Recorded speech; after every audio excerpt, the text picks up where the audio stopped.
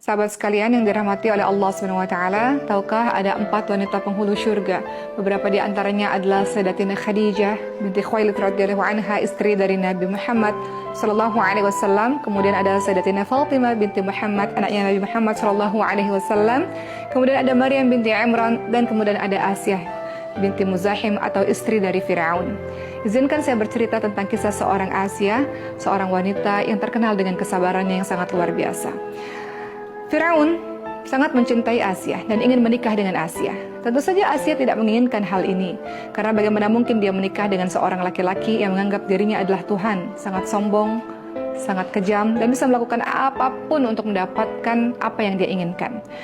Maka pada saat itu Asyah menolak pinangan Firaun, dan Firaun pun mengambil orang tua dari Asyah, dikurung dan disiksa olehnya. Satu-satunya cara agar orang tua dari Asyah bisa selamat adalah Asyah menerima pinangan dari Firaun. Maka Asyah pun terpaksa menerima dan terpaksa menikah dengan Firaun dengan syarat orang tuanya harus dibebaskan dan diberikan kehidupan yang baik. Singkat cerita, menikahlah Asyah dengan Firaun.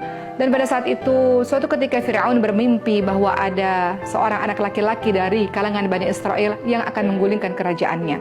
Maka Firaun membuat kebijakan bahwa untuk seluruh anak laki-laki dari kalangan Bani Israel harus dibunuh. Maka tentu saja hal ini membuat ibunda dari Nabi Musa alaihissalam merasa sangat ketakutan. Beliau meletakkan bayi Musa alaihissalam ke dalam sebuah peti, yang mana peti itu kemudian dialirkan di atas sebuah sungai. Kemudian apa yang terjadi, teman-teman sekalian? Ternyata peti itu ditemukan oleh istri dari Firaun, yaitu Asyah. Pertama kali Asyah menemukan bayi di dalam peti, Asyah langsung jatuh cinta kepada bayi tersebut. Dan Asyah meminta kepada Firaun agar diizinkan untuk merawat bayi tersebut. Tentu saja Asyah adalah orang yang sangat dicintai oleh Firaun, maka permintaan Asyah pun diikuti oleh Firaun. Apa yang terjadi berikutnya? Ternyata kehadiran Nabi Musa alaihissalam membuat sebuah perubahan besar untuk keluarga Firaun dan Asyah tentunya, dan bangsa Mesir pada saat itu. Waktu terus berjalan sampai pada akhirnya Nabi Musa alaihissalam berbicara dengan Allah Subhanahu wa taala, dan Allah Subhanahu wa taala meminta Nabi Musa alaihissalam untuk berdakwah kepada Firaun dan untuk mengajak Firaun dan kaumnya untuk menyembah Allah Subhanahu wa taala. Tentu saja Firaun yang sombong, yang menganggap dirinya Tuhan ini tidak mau menerima. Maka diadakanlah duel perlombaan, di mana Firaun mengumpulkan seluruh tukang sihir yang terkenal di Mesir untuk melawan Nabi Musa alaihissalam. Para tukang sihir ini melemparkan tongkat-tongkat sihir mereka, di mana tongkat-tongkat itu berubah menjadi ular.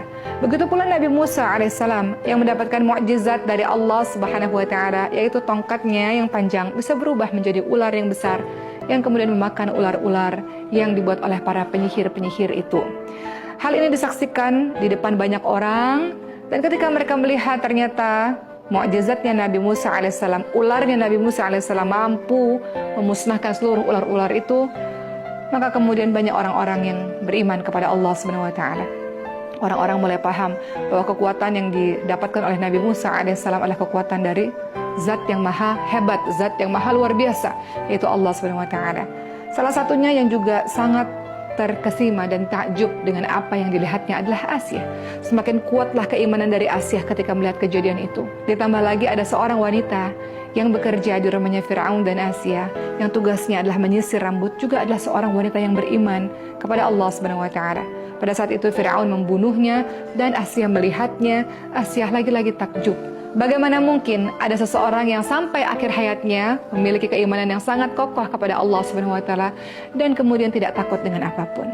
Maka melihat kejadian demi kejadian di depan matanya, semakin kuatlah, semakin teguhlah keyakinan yang dimiliki oleh Asyah, dan akhirnya Asyah pun tak mampu lagi menyembunyikan keimanannya di hadapan Firaun. Sampai akhirnya Firaun memberikan pilihan kepada Asyah. Pertama, kalau Asyah masih ingin tetap terus hidup dan hidup dengan keadaan yang nyaman dan enak, maka tetap teruslah setia dengan Firaun dan akuilah bahwa Firaun adalah Tuhan.